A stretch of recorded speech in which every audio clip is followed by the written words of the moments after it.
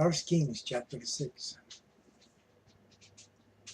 And it came to pass in the 418th year, after the children of Israel were come out of the land of Egypt, in the 4th year of Solomon's reign over Israel, in the month Ziph, which is the 2nd month, that he began to build the house of Yahweh. And the house which King Solomon built for Yahweh, the length thereof was 80 cubits, and the breadth thereof was 20 cubits, and the height thereof 30 cubits.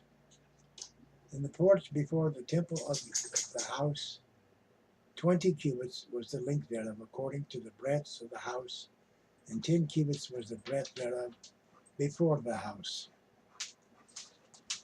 And for the house he made windows of narrow lights. And against the wall of the house he built chambers round about, against the walls of the house round about. Both of the temple and of the oracle he made chambers round about. The nethermost chamber was 5 cubits broad, and the middle was 6 cubits broad, and the third was 7 cubits broad. For without, in the wall of the house, he made narrow rests round about, that the beams should not be fastened in the walls of the house. And the house, when it was in building, was built of stone made ready before it was brought thither, so that there was neither hammer nor axe nor any tool of iron heard in the house, while it was in the building. The door of the middle chamber was in the right side of the house, and they went up with winding stairs into the middle chamber, and out of the middle into the third. So he built the house and finished it, and covered the house with beams and boards of cedar. And then he built the chambers against all the house, 5 cubits high, and they rested on the house with timbers of cedar. And the word of Yahweh came to Solomon, saying, Concerning this house which thou art in building, if thou wilt walk in my statutes, and execute my judgments, and keep all my commandments to walk in them, then I will perform my word with thee, which I spake unto David thy father. And I will dwell among the children of Israel, and will not forsake my people Israel. So Solomon built the house and finished it. And he built the walls of the house within with boards of cedar, both the floor of the house and the walls of the ceiling. And he covered them on the inside with wood. And he covered the floor of the house with planks of fir. And he built 20 cubits on the sides of the house, both the floor and the walls with boards of cedar. He built them for it within, even for the oracle, even for the most holy place. Wait. And the house that is the temple before it was 40 cubits long. And the cedar of the house within was carved with knops and open flowers, and all was cedar. There was no stone seen. And the oracle he prepared in the house within to set the ark of the covenant of Yahweh. And the oracle in the forepart was 20 cubits in length, and 20 cubits in breadth, and 20 cubits in height thereof. And he overlaid it with pure gold, and so covered the altar which was of cedar. So Solomon overlaid the house within with pure gold, and he made a partition by the change of gold before the oracle, and he overlaid it with gold. And the whole house he overlaid with gold until he had finished all the house. Also the whole altar that was by the oracle he overlaid with gold.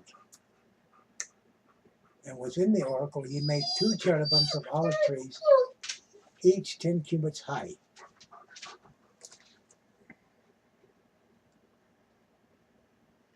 And 5 cubits was one wing of the cherub, and 5 cubits the other wing of the cherub. From the uttermost part, the one wing unto the uttermost part of the other were 10 cubits. And the other cherub was 10 cubits. Both the cherubims were of one measure and one size. The height of the one cherub was 10 cubits, and so it was of the other cherub. And he set the cherubims within the inner house, and they stretched forth the wings of the cherubims, so that the wing of the one touched the one wall, and the wing of the other cherub touched the other wall, and their wings touched one another in the midst of the house. And they overlaid the cherubims with gold. And he carved all the walls of the house round about with carved figures of cherubims, and palm trees, and open flowers within and without. And the floor of the house he overlaid with gold within and without. And for the entering of the oracle he made doors of olive tree. The lintel and the side posts were a fifth part of the wall. The two doors were also of olive tree. And he carved upon them carvings of cherubims and palm trees and open flowers, and overlaid them with gold. And spread gold upon the cherubims and upon the palm trees. So also made he for the door of the temple posts of olive trees a fourth part of the wall. And the two doors were of fir tree, and the two leaves of the one door were folding, and the two leaves of the other door were folding. And he carved therein cherubims and palm trees and open flowers and covered them with gold fitted upon the carved work. And he built the inner court with 3 rows of hewn stone, and a row of cedar beams. In the 4th year was the foundation of the house of Yahweh laid in the month of Ziph. And in the 11th year, in the month Bul, which is the 8th month, was the house finished throughout all the parts thereof, and according to all the fashion of it. So was he 7 years in building it. That concludes 1 Kings chapter 6. If you'll excuse me, I've got to go see to Puppy. He's whining. He wants to go outside. Bless his heart. He was out not just 20 minutes ago, but he loves to come in and go out. We call it him being a yo-yo. Nevertheless, like, share, comment, subscribe. Tuck in a wee prayer request in the comments if you like. In the meantime, go with God and may He go with you. I've got to see to my puppy. Ta.